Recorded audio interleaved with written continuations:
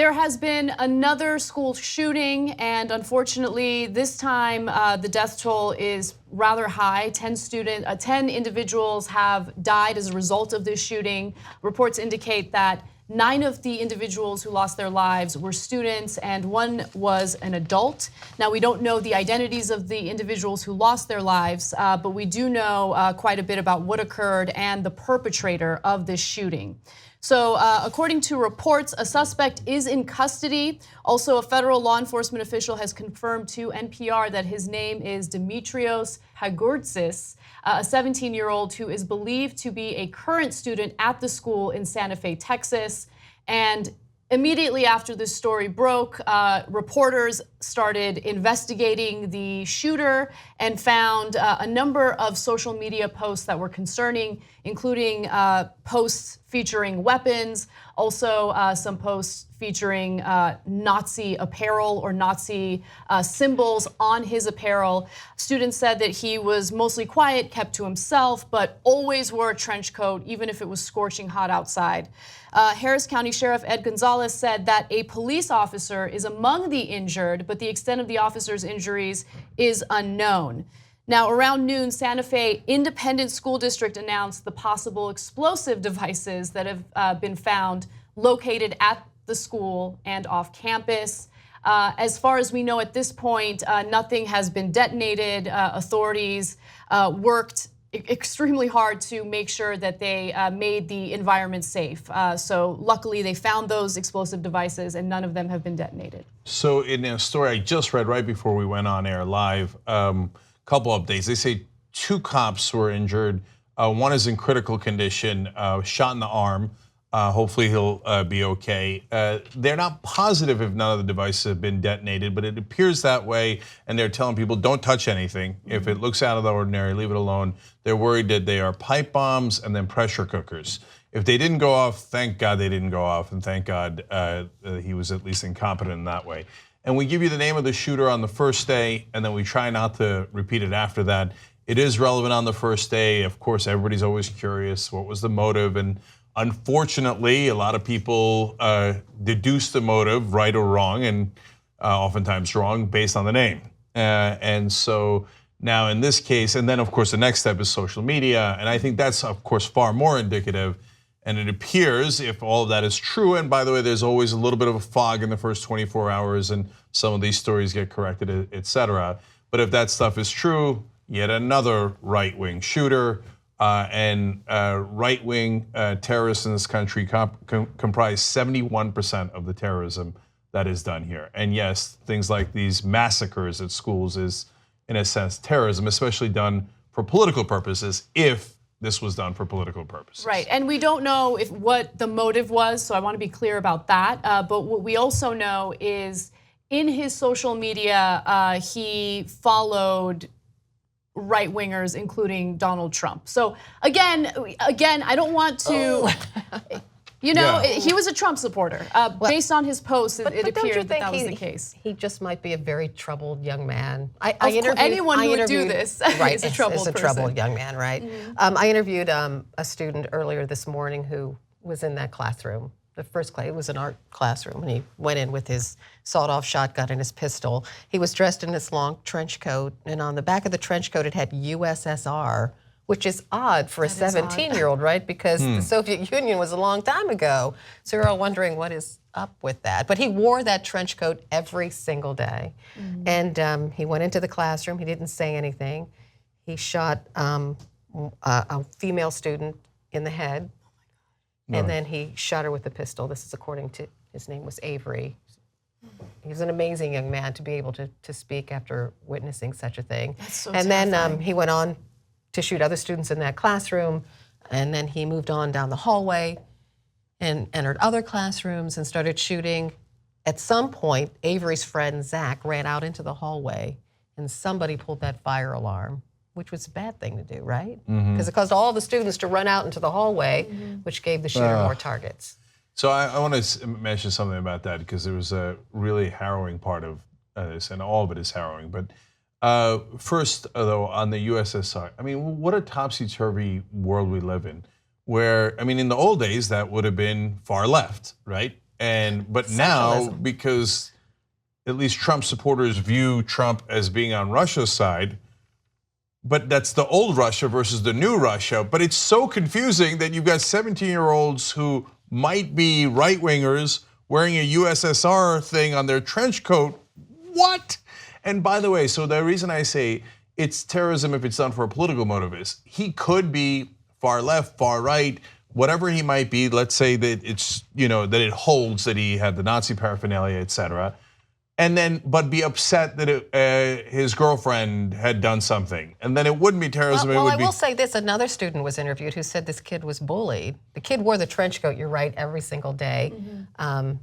This young man said that this kid smelled. This is what he said, and he said that other kids made fun of him for that and bullied him, and that might have entered into this whole psychological stew that caused him to explode into violence on this day. So I read about how he was on the football team and that he, in one game, played a huge role in leading the team to victory. And by the way, that was based on an interview with another student. And that student said, who, by the way, would work out with him time to time. He said that he didn't know of this shooter getting bullied, but there was one example of the coach mentioning the way that he smells. So I don't know how much he was bullied or if he was bullied at all. But what I do know is that stories like this often turn the discussion to an important topic that needs to be discussed, which is gun control and what we need to do. And oftentimes, right-wingers or people who do not want to discuss gun control will say, no, this is about bullying. And I always find that interesting because these are usually the same people who will turn around and accuse, let's say, the LGBT community of being snowflakes if they don't enjoy the discrimination that they deal with, or they'll accuse women of being snowflakes if they've been discriminated against and are voicing what they're going through. The snowflakes thing keeps getting tossed around by the very people who think, oh my God, it happened because of bullying. We really need to do something about bullying. Well, I will say that Governor Abbott came out later and said that he didn't want to just offer prayers. Yeah. He actually wanted to do concrete things and I know I'm going to say this, he wants to hold a roundtable, and I know you're going to laugh at me, but he said included in that roundtable discussion, I want people with all different kinds of views, including people with views on gun control. And if that's really true, then that is a step forward for Governor Abbott and the state of Texas. Okay, You don't think it's true? So I hear you. So look, will they do a roundtable? Absolutely. So is that part true? Yes. So is it for optics? Absolutely. Will Governor Greg Abbott do anything about gun control and hence the real cause of the school shootings? Absolutely not. And if I'm proven wrong, I'll come out and tell you guys, wow, man, Greg Abbott in a shocking turn of events, and boy, I was wrong. Look at this video where I got it wrong. Even strong believers in the Second Amendment believe in some form of gun control. No, they don't. No, they don't. Yes, they do. I haven't. Carol, where is it? They've done nothing. Of the politicians that are in office. Maybe they'll step forward because it happened in the great state of Texas. But I do agree. I do agree with you, Carol. The majority of Americans do want more gun control. I don't know what percentage of gun advocates want that. I know the NRA doesn't want that, but I don't think that the NRA is representative of all gun advocates. I'd be curious to see the data. Yeah, well, I do know some of the data. So 93% of Americans want federal background checks. So that includes an overwhelming majority of Republicans, gun owners, and even NRA members. That doesn't mean the NRA is in favor of it or any Republican politicians. There are some in the Northeast, et cetera, Northwest that might be in favor of it. But overall, the overwhelming majority of Republican politicians, including Donald Trump and including Greg Abbott, take money from the NRA, and because of that outright corruption, and that's what it is, and it's systemic corruption. Everybody, it's an auction. All of our elections are auctions. So, So you have no faith in the NRA's new leader, Oliver North? Oh, please. Now that was a good joke. Okay, and so you know what? Just to point that out, let me go to graphics 19 through 21 here to give you guys a sense of it, because I don't want to just leave that charge as a general one. I want to put specifics behind it. In the last 15 years, the NRA has spent $132 million in politics. Now, they didn't spend that for their health. They didn't do it for charity. The NRA is largely representative of not even their own members who want federal background checks, but gun manufacturers who do not want any gun regulation because they're in the gun business. So they spent $132 million. They're capitalists. Yeah, well, they are, but we shouldn't let them buy our politicians, and that's exactly what's happening here. So make no mistake about that. And then in this cycle, in 2016, the one that just happened, obviously, so they put in $54 million into the presidential and congressional races, almost all of it going to the Republican Party and Donald Trump. In fact, Donald Trump was the beneficiary of $31 million by the NRA. So Donald Trump also saying, we're gonna get to it a little bit later, that he is gonna do something about this. No, he is not. He didn't do anything after Parkland. He said he was going to, and then the NRA yelled at him and said, hey, remember we gave you $31 million? He's like, yeah, I'm sorry. I won't do anything except add guns into schools, and which of course actually the lieutenant governor of the state of Texas, he didn't say add more guns in schools. He didn't say that, but he said that we had to redesign our school buildings because modern school buildings have a lot of exits, right? Which means a lot of places where gunmen can go into the school. So he said we should wall those doors off and then maybe limit schools to 1 or 2 doors. And then you could post a good guy with a gun outside every door and be able to afford it. Right? I like that you brought that up because this is usually what happens when a bad actor uses weapons to cause harm to others. The people who get inconvenienced are the victims, right? So I use the example of the TSA. So one person attempted to detonate a bomb in his shoe 1 year, and now all of a sudden we all have to take our shoes off as we go through the security line at the TSA. I mean, we get our genitals poked and prodded, all sorts of things are going on. We all get inconvenienced. And then when it comes to shootings, I don't want anyone to have to go to school walking through metal detectors or dealing with giant walls that enclose them to the point where they feel like they're in a prison. I don't want them to have only 1 or 2 exits in that campus. But you do it at baseball stadiums and at football stadiums. You walk through metal detectors. They check your bags to see if that's there are true. weapons. But that is so why shouldn't schools have the same thing? That's a special event, though. That's not something that you're going to have to deal with on a daily basis. I don't want to have to deal with something like that on a daily basis. I wouldn't want my kids to have to deal with it on a daily basis. The point is, we keep inconveniencing all the victims and potential victims as opposed to changing the fundamental issue here or doing something about the fundamental issue. So two things about that.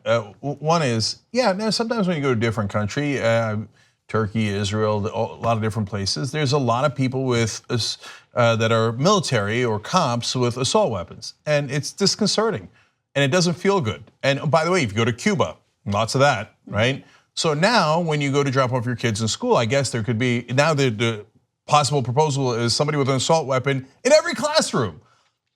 Okay, so let's think about it this way. This guy also had bombs.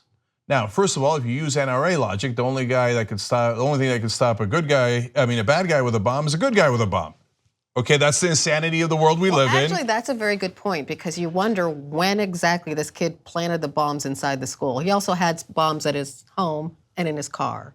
So because they had 2 school resource officers on campus, right? So where were they when this kid was dropping off his bombs inside the school? I don't know the answer to that question, but it'd be interesting to know, right? And so even if you're not going to counter bombers with more bombers, which gives you a sense of the insanity of this conversation, so according to this new logic, that's okay. We're not going to take the bombs out of the school or out of society at large. What we're going to do is build bigger walls so that the students won't get as hurt by the bombs that detonate inside the schools.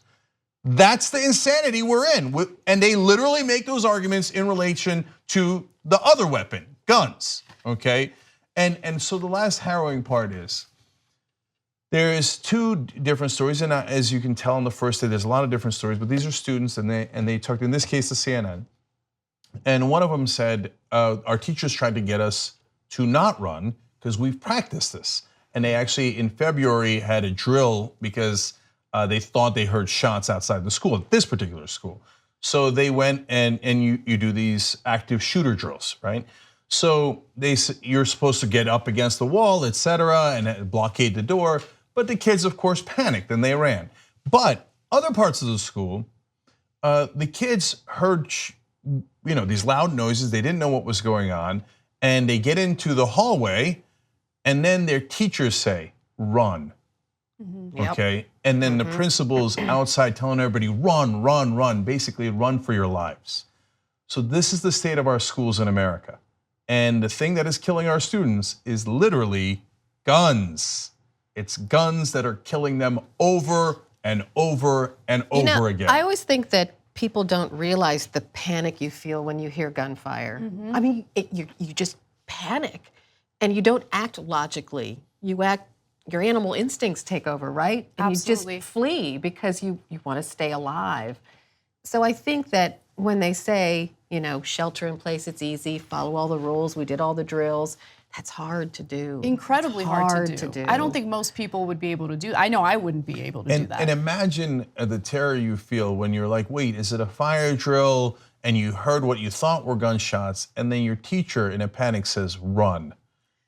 And also just for a second, everyone put yourself in the position of the students who witnessed that female student get shot in the head right in front of them. You know, think about how horrific that is and how traumatizing that is.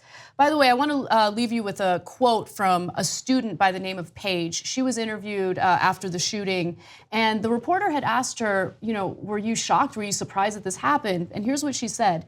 It's been happening everywhere. I always felt like eventually it would happen here. I wasn't surprised. I was just scared. That just breaks your heart. Yeah, and that's the state of America right now. 2 easy ways to follow the Young Turks. One is hit the subscribe button down below. Then you're a TYT subscriber. And second is ring the bell. And when you do that on YouTube, you're notified of our videos.